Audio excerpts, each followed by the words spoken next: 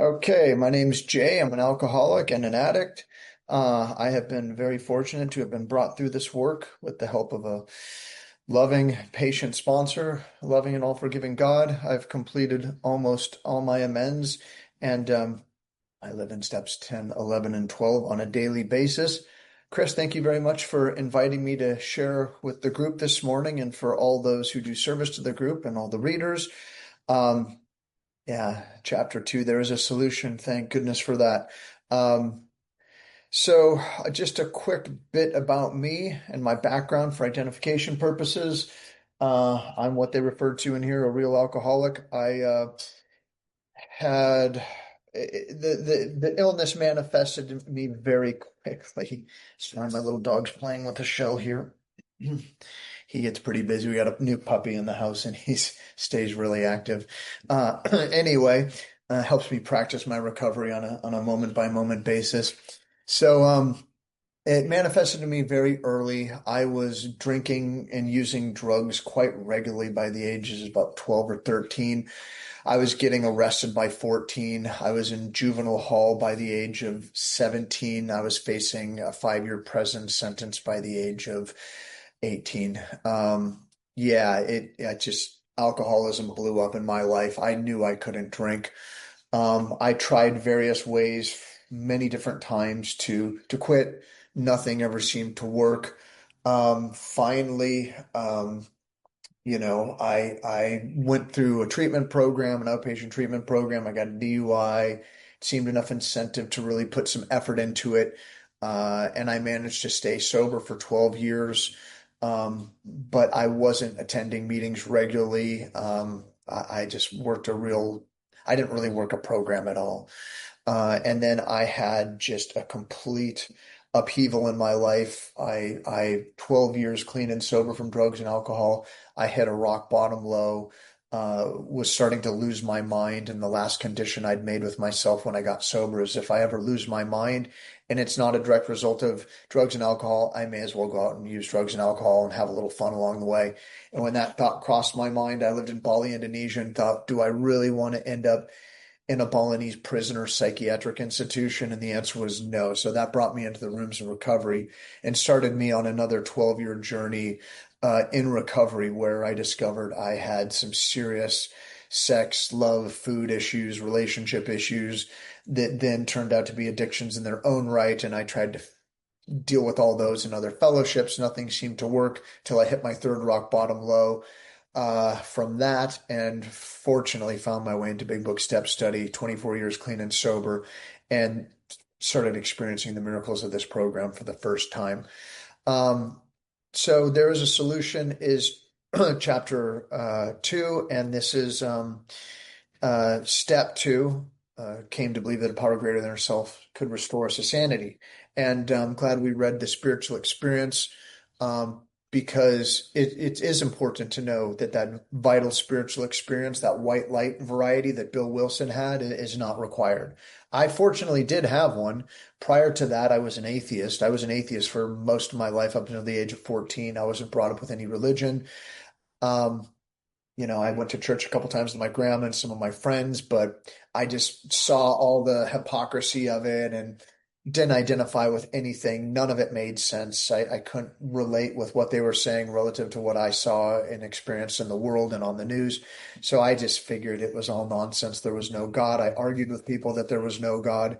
But then, walking home in a blizzard for, the first few months of living in Wisconsin after having moved there from California, I thought I was going to die. I faced death for the first time. And that seemed a pretty good time to see if there was a God. So I was walking home drunk. I got down on my knees. I put my hands together. I said a prayer.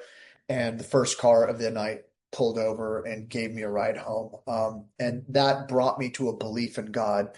But I stayed drunk and on drugs for another 10 years after that. So it didn't cure me. It opened the door to having a spiritual experience later, but it was more the educational variety that happened through the process of doing the work is when it really kicked in for me. Um, so basically, uh, and there is a solution. What I like about this is Bill was quite a storyteller, quite an orator, and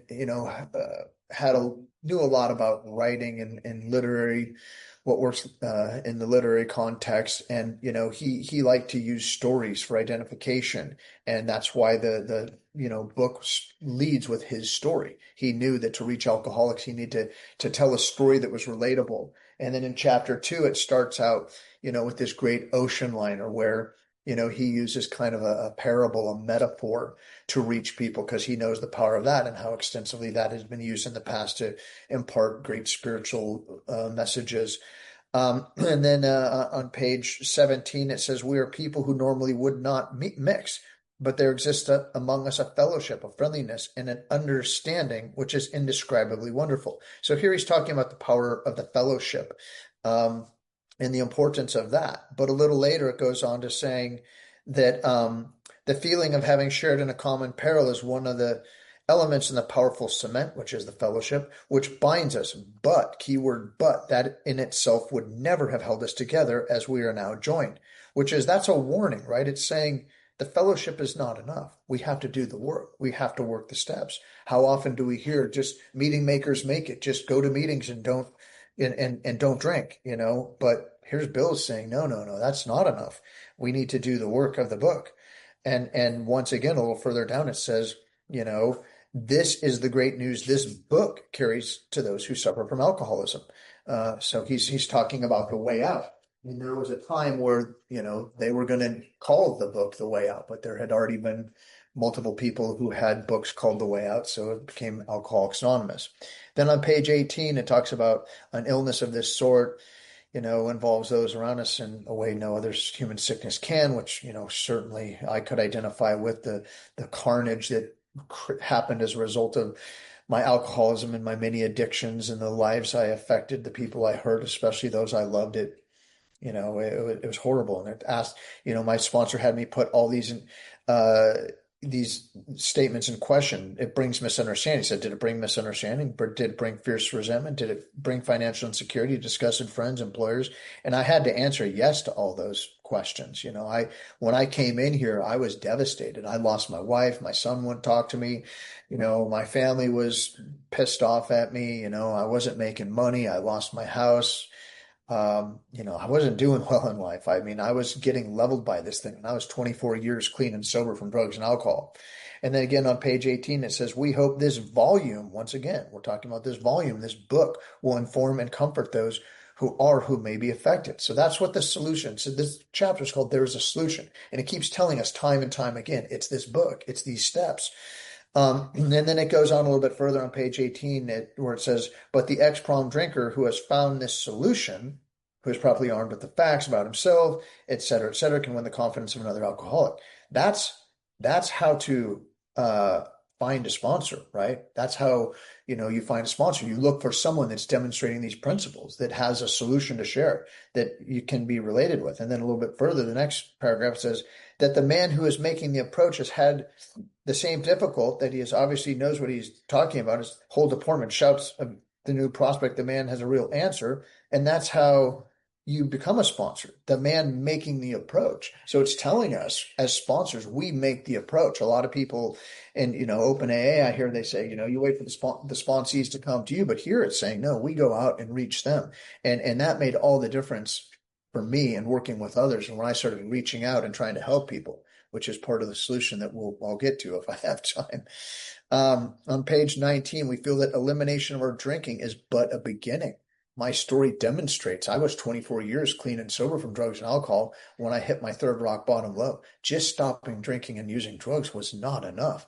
I needed a real solution. Even 12 years in recovery, I didn't have a solution. I was going to meetings, I was working steps, but I didn't have a solution. That's why I wasn't helping people. A much more important demonstration of our principles lies before us in our respective homes, occupations, and affairs. So we have to demonstrate these principles, not just talk about them. Then it talks about the work. And then once again on page 19, we have concluded to publish an anonymous volume, setting forth the problem as we see it. Once again, they're talking about this book. This should suggest a useful program for anyone concerned with a drinking problem. So it keeps going on and on, telling us the book is the solution. Page 20, our very lives as ex-problem drinkers depend upon our constant thought of others and how we may meet their needs. And that's really what it's all about. That's where the real shift occurred for me. And that's where, you know, the change occurred such that, when I came out of self, because that was the root cause of my problem, the selfish self-centeredness, when I was constantly thinking about myself and my problems and how I could cure myself, I was stuck. I was lost. I was hopeless. I was just cycling through different addictions. It wasn't until my perspective changed outward and I started looking at how can I help others contribute to life and be of service. That's when things started changing. We have recovered from a hopeless condition of mind and body.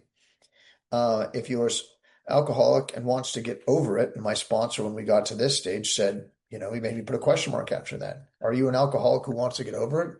Because the truth was, I was 24 years clean and sober from drugs and alcohol and getting leveled in sex and love addiction. And I didn't want to get over it. I said I did. I'd go to those S meetings, but I didn't want to. I didn't want to get over it till I lost everything. It wasn't until I lost everything that I had the willingness to do it. And then once again, it is the purpose of this book to answer such questions. So he's drilling it home. The book, the book, the book, the steps, the work. The solution's really obvious by this point if we're paying attention. And then he goes on a little bit further, talks about the moderate drinker, the hard drinker, the real alcoholic. And as I identified before, I certainly was the real alcoholic. Like I didn't really, if I did pass through those phases, it was really quick. Yeah. Like the first time I drank was at one of my parents' parties. And, they had me mixing drinks for everyone and I was sampling every drink. And I got so drunk I couldn't walk at the end. That was my first exposure to alcohol, drinking to the point of not being able to walk. Second time drinking to the point where I was vomiting everywhere. Like, my alcoholism just started immediately. There was no easing into it. It was just, um, and then, it goes on in 21 to talk about the real, the Dr. Jekyll and Mr. Hyde. And that certainly is something I could always relate with, where it says he was, frequently disgusting or even dangerously antisocial. I'm sharing with you guys, but I'm also trying to prevent a dog fight here. Sorry about the background noise. Um, and then, hey, guys, come on. On page 22, um, why does he behave like this? Why is it that he takes that first drink? We're trying to get to the heart and soul of understanding the alcoholic. And the reality is we don't. It says if you ask him, even the alcoholic doesn't know. Um, Shh, guys, come on. It's not time to fight. Come on. Page 23. The main problem of the alcoholic centers in his mind. I apologize for the dogfight in the background, guys. Clearly some things are just out of our control, right? Oh, I guess I could put the small one in the other room. Sorry about that. This might control the dogfight. This is him. This is the culprit.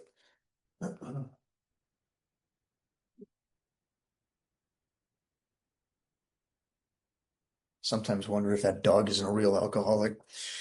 Okay, the main problem of the alcoholic centers in his mind rather than his body. So Dr. Silkworth described in the doctor's opinion, that's a twofold problem we're dealing with. The obsession of the mind, followed by the allergy, which manifests as the phenomena of craving. But here, it centers in his mind. So, you know, what that tells me once again is, what we get to in chapter 3, where, it's self, right? Self is really the culprit behind, it says, um, selfishness, self-centeredness, that we think is the root cause of the problem. So all these other things that I thought were the problem, the drugs, the alcohol, the sex, the love, the food, the relationships, those were symptoms of the underlying illness. Those were the manifestations of the underlying illness. The underlying illness, it started in my mind, and my mind tells me stories, it gives me narratives, it creates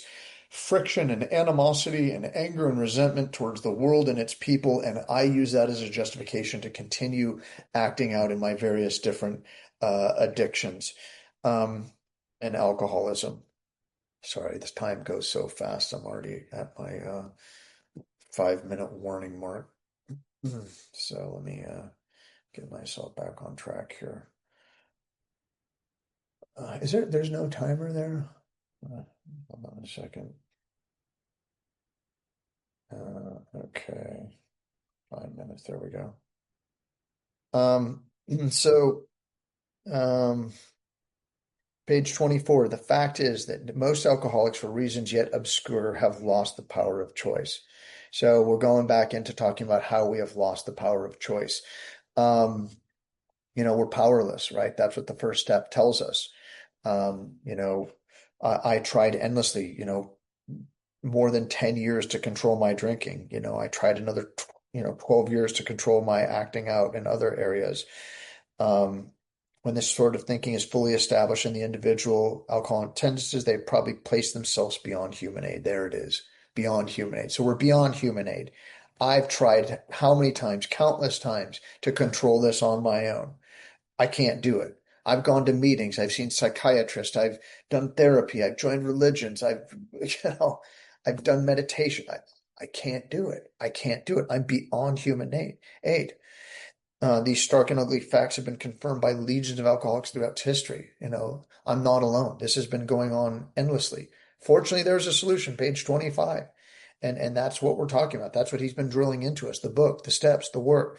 The great fact is just this and nothing less, that we have had deep and effective spiritual experience. The absolute certainty that our Creator has entered into our hearts and lives in a way which is indeed miraculous. So that's why it points us to the book, right? Because the book and working these steps is how we connect with and form a relationship with our higher power, which is the only solution, the only way through my troubles. I can't do it. It's been proven time and time again. I can't do it. I need a power greater than myself. The purpose of this book is to put me in touch and in relationship with that higher power. So page 25, if we have passed into the region from which there is no return through human aid, we had but two alternatives to face. Here's our two options. One is to go on to the bitter end, which I pretty much almost did, which my father certainly did, and many legions of alcoholics before us. Go on to the bitter end, blotting out of our consciousness the intolerable situation, or accept spiritual help. So now we got these two choices, which are not always easy choices for an alcoholic to make, right? An alcoholic's got to weigh those two choices, like what's the spiritual experience look like? Um, then we go on to Roland Hazard, and Roland Hazard really, he highlights it. Here's another story, Bill using a story for identification purposes. I mean, if Roland Hazard couldn't do it, what hope do I have, right? So here's Roland Hazard, a man from a wealthy family. He's got all the resources at his disposal. He's seen the best doctors in America. They can't cure him. They put him on a steamliner, send him across the ocean to Dr. Carl Jung, one of the most noteworthy psychologists of all times, one of the best of his era. He can't help him. I mean, Dr. Jung, he said in the doctor's judgment, he was utterly hopeless. He could never again regain his position in society, and he'd have to place himself under lock and key, or hire a bodyguard if he expected to live long. And then you have the mind of a chronic alcoholic. I have never seen one single case recover where that state of mind exists to the extent that it does in you. And finally, the nail in the coffin, I have never been successful with an alcoholic of your description. Wow. The best doctor, one of the best doctors in the world, telling you you're beyond human aid. I've never been successful with anyone of your nature. And then he opens the door and says, well, I've heard of a few cases where people have had vital spiritual experiences. So there's the third leg of the stool that Alcoholics Anonymous was built on. We've got Dr. Silkworth, the other psychiatrist mentioned in the book, who told him, about the, twofold illness. Then we have Dr. Carl Jung talking about the need for a spiritual experience. And then Roland Hazard goes back and joins the Oxford group and brings us the steps, which is how this whole thing was pieced together. But the bottom line is that, we need to have a deep and profound spiritual experience. This book is the way to do that. It's the only way to do that. Legions of alcoholics throughout history for thousands of years have been dying. This book was miraculously brought together in such a way so that we now have a solution that is capable of pulling us out of this darkness. And it starts by pulling us out of our own heads, where the problem centers, and into selfless service to other people. And that really is the true solution. And I think I'm out of time, so I'll close it right there. Thank you, guys.